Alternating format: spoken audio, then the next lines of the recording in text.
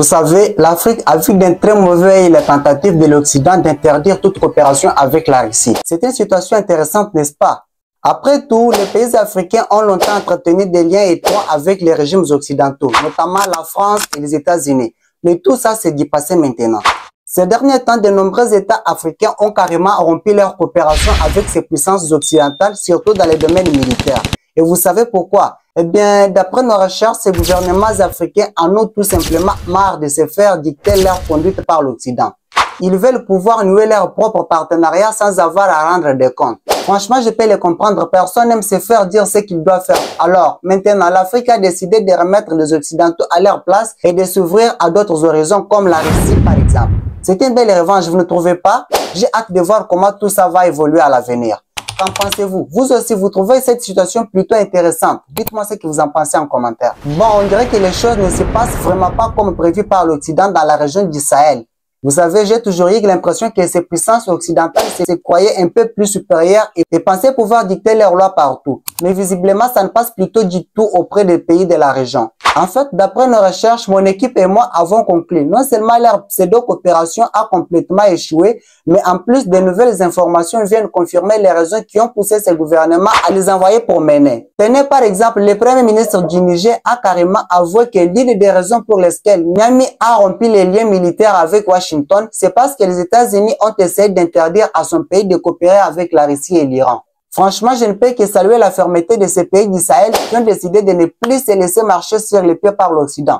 Ils veulent pouvoir choisir librement leurs partenaires et c'est tout à fait légitime. Maintenant, je me demande bien ce que Washington et Paris vont pouvoir faire pour essayer de se rattraper. Ça risque d'être très intéressant à suivre vraiment. Alors, de votre côté, qu'en pensez-vous? Vous trouvez que l'Occident s'est complètement planté dans cette histoire où il trouvera le moyen de s'en sortir? Ok, on continue. Vous savez, ce qui est intéressant, c'est que cette information sur la tentative d'interdiction de la coopération avec la Russie et l'Iran n'est pas vraiment une surprise pour ceux qui suivent de près les événements dans la région. Les responsables américains étaient déjà venus au Niger avec cet agenda bien précis lors de leurs négociations à Niamey. Mais le fait que les autorités nigériennes l'annoncent maintenant ouvertement, ça en dit long. D'un côté, ça montre à quel point le régime de Washington est d'une grossière flagrante. Franchement, essayer d'interdire à un pays souverain de choisir librement ses partenaires, c'est vraiment le comble de l'arrogance. Et de l'autre côté, ça prouve aussi que les États africains qui ont décidé de prendre leur indépendance au sérieux, comme le Niger, ne comptent plus se laisser marcher sur les pieds par l'Occident. Ils ont clairement dit qu'ils ne toléreront plus ce genre de comportement scandaleux. En fait de compte, je pense que ce qui se passe actuellement au Sahel est un véritable revers cuisant pour Washington et son vassal la France. Leurs échecs successifs ont fini par révéler leur vrai visage qui est celui des criminels avec cette mentalité de ceux qui, jadis, ont harassé de force des millions de personnes à leur terre. Vous êtes des grandes personnes, je pense que vous vous souvenez bien de l'histoire. Maintenant, ils ont beau essayer de se draper dans leur beau discours sur la démocratie et les droits. Personne n'est dupe. Les États africains ont bien compris qu'ils ne pouvaient plus leur faire confiance. Franchement, j'ai hâte de voir comment tout cela va évoluer. Il est temps que l'Afrique montre à l'Occident qu'elle a désormais les moyens de s'affirmer et de choisir ses propres voisins.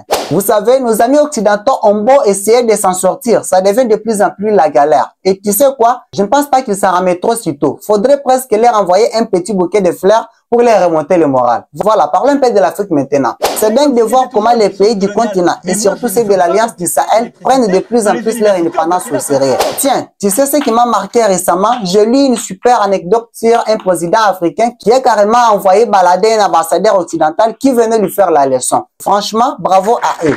Il en a marre de se faire marcher sur les pieds et crois-moi, ça ne fait que commencer, ok?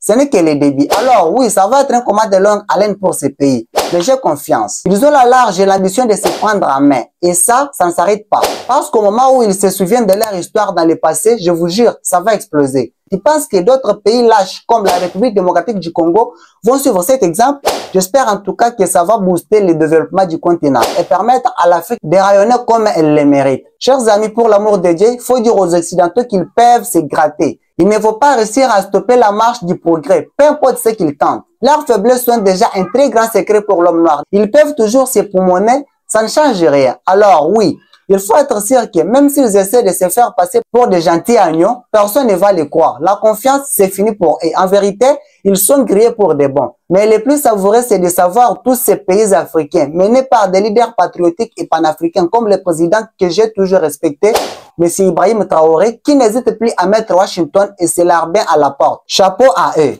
Et bien sûr, tout ça, c'est aussi grâce à l'émergence de ces nouvelles ordres mondiales multipolaires qui refusent que l'Occident fasse la loi. Ils peuvent râler les Occidentaux, mais ils ne pourront pas empêcher l'Afrique de faire cavalier seul avec la Russie, la Chine. Voilà, c'était tout pour cette vidéo. N'hésitez pas surtout à me dire ce que vous en pensez dans les commentaires. Je suis curieux d'avoir vos avis. En attendant, on se retrouve très vite pour une nouvelle vidéo. Peace out.